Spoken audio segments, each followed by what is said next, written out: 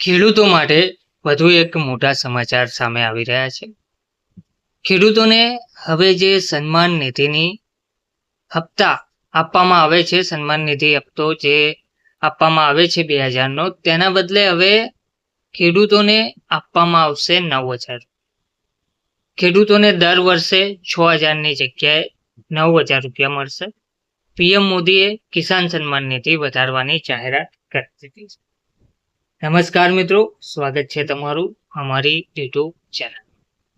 મિત્રો, પીએમ મોદી સાહેબ દ્વારા એનાઉન્સમેન્ટ કરવામાં આવ્યું છે કે હવે જે સન્માન નિધિ કિસાન સન્માન નિધિનો હપ્તો 6000થી વધારીને 9000 કરવામાં આવશે. પશ્ચિમ બંગાળમાં બીજા તબક્કાના મતદાન પહેલા પ્રધાનમંત્રી નરેન્દ્ર મોદીએ એક મોટી જાહેરાત કરી છે. તેમણે કહ્યું છે કે જો ભાજપ રાજ્યમાં સરકાર બનાવે છે તો ખેડૂતોને આપવામાં આવતી પીએમ કિસાન સન્માન નિધિ વધારીને 9000 રૂપિયા કરવામાં આવશે. વાર્ષિક 6000 રૂપિયા હાલમાં આપવામાં આવે છે. હાલમાં દેશભરમાં પીએમ કિસાન સન્માન નિધિ હેઠળ વાર્ષિક 6000 રૂપિયાનું વિતરણ કરવામાં આવે છે. દર 4 મહિને 2000 રૂપિયા ખેડૂતોના બેંક ખાતામાં ટ્રાન્સફર કરવામાં આવે છે. પીએમ મોદીએ મહિલાઓ માટે અનેક વચનો પણ આપ્યા હતા.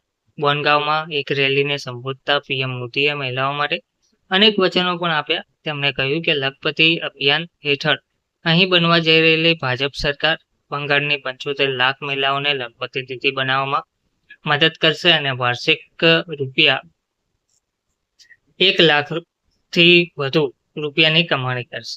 બંગાળની દીકરીઓ તેમની પસંદગીની કારકિર્દી બનાવી શકશે અને તેમને 20 લાખ રૂપિયા સુધીની મુદ્રા લોન મળશે. ગેરંટી માંગે છે. બહેનોને આ ગેરંટી ક્યાંથી મળશે? તેથી નક્કી કરવામાં આવ્યું છે કે તમારા ભાઈ મોદી સાહેબ અને મારી બહેનો માટે બેંક ગેરંટી આપશે. બંગાળ ભાજપ સરકાર પીએમ કિસાન સન્માન નિધિ પણ વધારીને 9000 કરશે. પીએમ મોદીએ વધુમાં કહ્યું હતું કે બંગાળ ભાજપે બહેનો માટે એક મોટી જાહેરાત કરી છે. દર વર્ષે બહેનોને 36000 રૂપિયા મળશે. જો સરકાર 5 વર્ષ સુધી સત્તામાં રહેશે તો તેમને 1,80,000 રૂપિયા મળશે. તેવી જ રીતે દીકરીઓના શિક્ષણ માટે 50,000 રૂપિયા આપવામાં આવશે. અને પીએમ આવાસ યોજના હેઠળ ગરીબ પરિવારોની બહેનોના નામે ઘર છે કાયમી ઘર બનાવવા માટે 1.5 લાખ રૂપિયા આપવામાં આવશે. બંગાળ ભાજપ સરકાર પીએમ કિસાન સન્માન નિધિ પણ વધારીને 9000 રૂપિયા કરશે. 5 લાખ રૂપિયા સુધીની મફત સારવાર. તેમણે વધુમાં કહ્યું, હું જાણું છું કે બહેનો તેમના વીજળી બિલ વિશે ખૂબ ચિંતિત છે. તો વીજળી બિલને શૂન્ય બનાવવા માટે મોદી સરકાર દરેક પરિવારને સોલાર પ્લાન્ટ લગાવવા માટે 80,000 રૂપિયા આપશે.